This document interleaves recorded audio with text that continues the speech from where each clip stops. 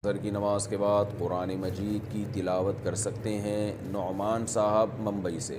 जी बिल्कुल कर सकते हैं, बल्कि बेहतरीन वक्त असर के बाद कुरान की तिलावत का ज़िक्र अस्कार का वक्त असर के बाद कुरान में अल्लाह ने इरशाद फरमाया कि हमारे जो नेक लोग हैं सुबह शाम अल्लाह का ज़िक्र करते हैं। तो शाम से मुराद तो असर के बाद का वक्त ही है। बड़े बड़े अकाबिर बुज़ुर्गों का ये मामूल रहा है कि फ़जर के बाद और असर के बाद वो मामूलात अपने पूरे किया करते थे।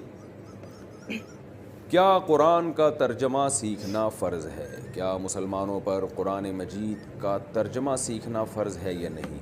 देखें, तर्जमा सीखना तो फ़र्ज़ नहीं है, लेकिन कुरान के जो वो अहकाम जिनका आपकी अमली ज़िंदगी से ताल्लुक़ है, उन अहकाम को सीखना फ़र्ज़ है, चाहे वो तर्जमा के ज़रिए या उलमा के बयानात सुन के या कुरान की तफसीर पढ़ के या सुन के, किसी भी तरह से।